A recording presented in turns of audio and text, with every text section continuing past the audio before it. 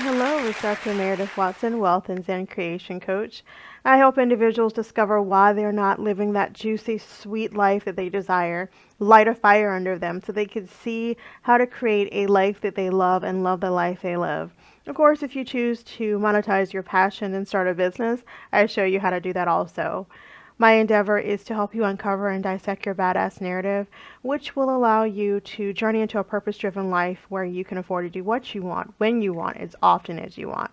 Check out my free ebook at www.wealthyzen.life. We're going to jump right into tonight's topic. I want to talk about if you had no dread, no fear, would you live your life as you do right now? And if not, what would you change? What fear is getting in your way of living your dreams and making those dreams a reality? I would dare to say that it has to do with a limiting belief. I would dare to say that you're worried about what people will say, and if you'll be judged, and if people will still respect you, if you can succeed at this dream that you want to create and make into a reality. Maybe you are worried that if you fail, your self-fulfilling prophecy will come to fruition. That's the reality you're worried about coming true, your worst fear. Well, let's figure out, just imagine, just close your eyes and think about your dream life.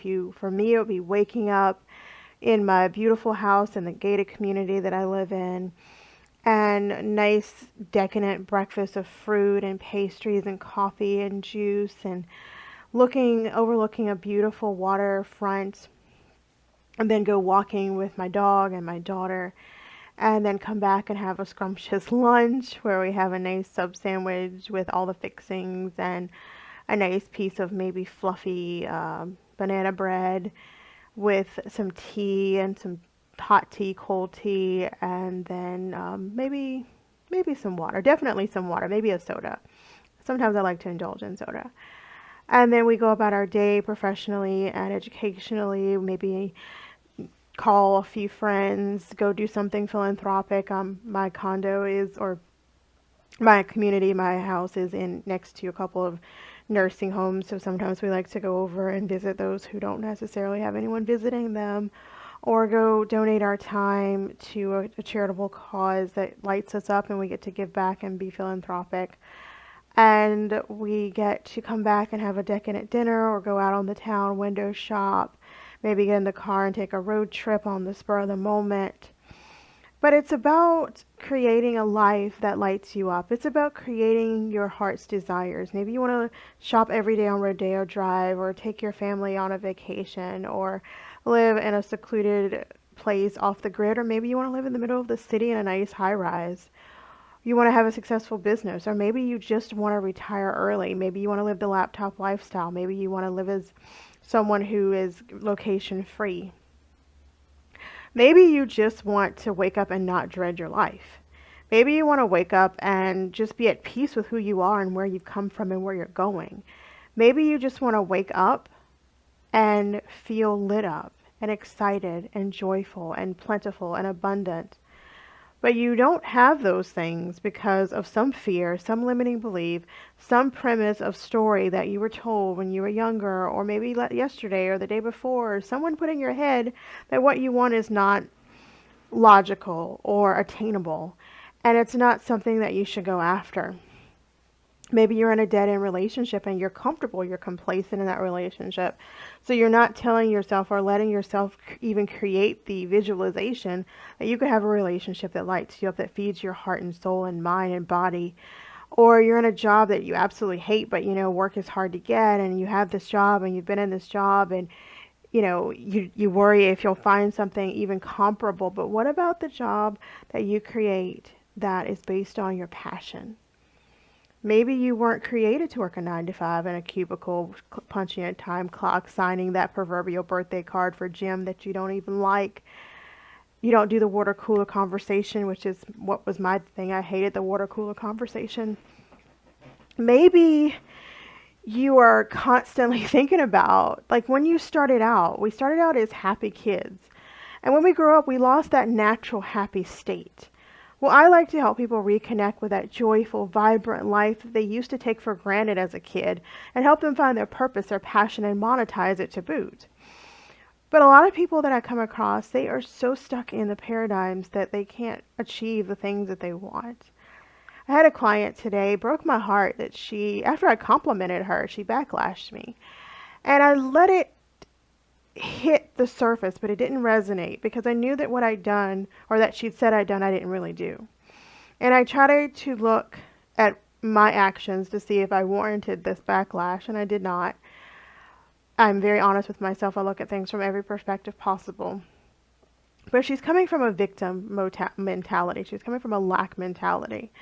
She's coming from a place of, woe is me, I've been victimized, I've been exploited, I've been hurt.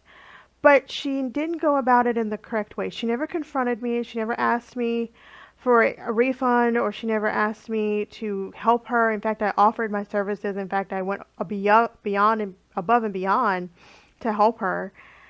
And I realized that it wasn't me she was upset with.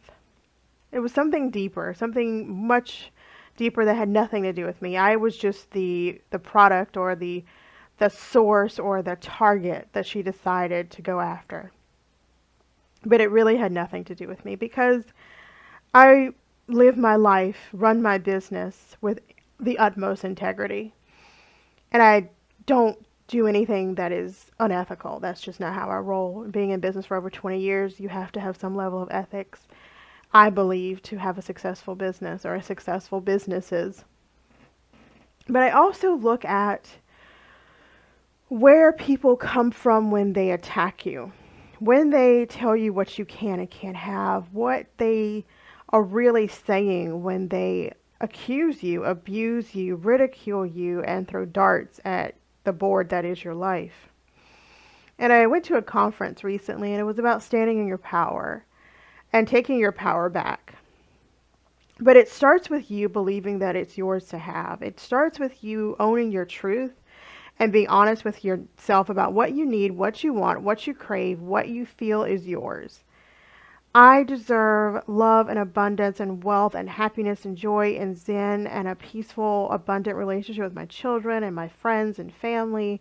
I deserve an abundant, loving relationship with myself. I am a child of an infinite source. So knowing that and believing that I can create and co-create everything I want and call those things in, at being in the right vibration and frequency, gives me a whole new perspective in life. And speaking to people through that knowledge and speaking my truth to people, even when they think it's baloney, gives me another ground to stand on, a higher ground to stand on. In no way do I think I'm better than anyone, but I also no longer think that anyone's better than me. We may have different proclivities, and we may have different specialties and expertise, but we're all one. I have talents, you have talents, he, she, or it has talents. And it's about coming together and co-creating a beautiful place where people can share their talents and for an exchange of energy, and help each other out and dig each other out of the trenches and help each other rise above the ashes that consumes us. It's not about living in fear, and it's not about living in lack and this place of victimhood where we don't think that the very things we crave and desire are ours to have. And oftentimes, the first step in obtaining and retaining and acquiring and rising above the ashes that consume you and owning your truth and standing in your power comes from figuring out what and who is stifling that power, or what you're allowing to block you from the things that you truly want. Mine was a fear of, I have to accept this status quo because it's safe, it's complacent, it's what I've always known. But is it what lights me up? Is it where my joy stems from? And the answer was oftentimes no. And when I woke up one morning and I realized I did not want to be in this situation, in fact, I was upset that I made it through the night, I was upset that I was alive, I knew I had to make a change. When I hit that spiritual awakening where everything I knew and loved had been stripped from me without a moment's notice, everything around me started to crash and burn. And I had to take the rubble and recreate my life with yoga, meditation, spiritual practices, polarity, mindset work, journaling, mindset coaches, mentoring, doing the work, doing the healing, doing the looking deep within. I knew that a change was about to come. I was going to be made completely over, but I had to be ready. I had to use my drama, trauma, sickness, life-altering events as a reason, a catalyst to change and move forward and to call in the things that I wanted. I had to stop fearing what other people said, and I had to stop fearing and letting people take my power, and fearing that people would tell me I was overreacting, or fear that people would tell me that how I felt was wrong. How dare anyone tell you that how you feel is wrong? Feelings are not right or wrong, they're feelings. It's what you do with them that's right or wrong. And to be able to stand in my power and say, this is my truth, this is how I feel, I will be heard. But not from a victim standpoint, not from a you hurt me, you bother me, it's your fault, blah, blah, blah. It's about, I feel, I am explaining, I hear the other person. You have to come at a lot of things from a place of genuine authenticity. And it's not always easy to speak your truth. It's not always easy to walk and talk to someone who you are fearful will leave your life if you even breathe hard. But you also have to stand in your power and say, you know what? This is what I need. I cannot wait for you to bring it to the table. I'm bringing it to the table for myself. I love myself enough to withdraw, cut off, and remove anything or anyone that no longer serves me and stifles me and takes my energy.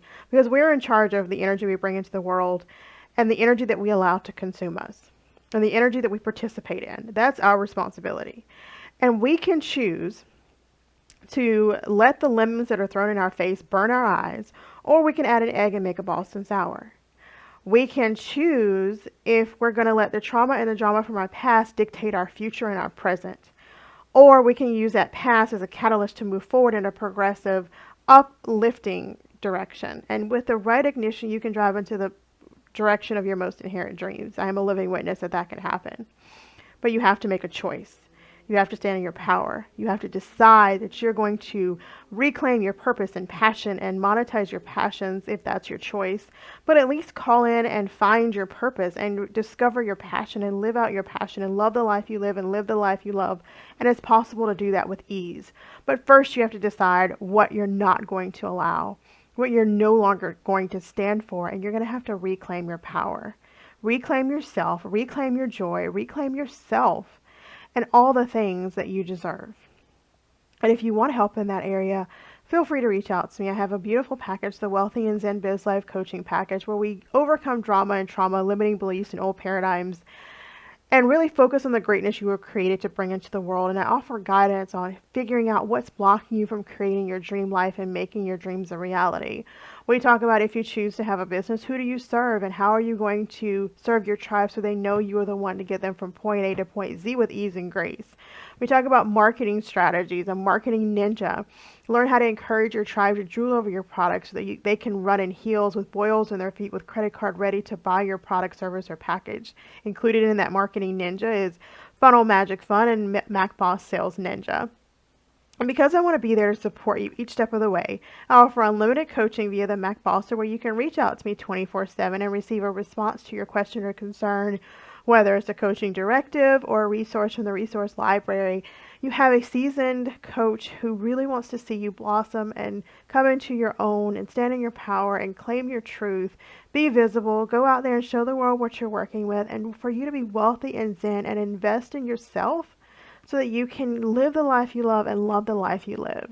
I'm so grateful that you decided to join me on Phoenix Radio. We rise above the ashes as we discuss mindset meandering, life hacks, and business mastery. If you have any questions about life and business or mindset, email me at meredithw@consultant.com and I'll do my best to address it on the show.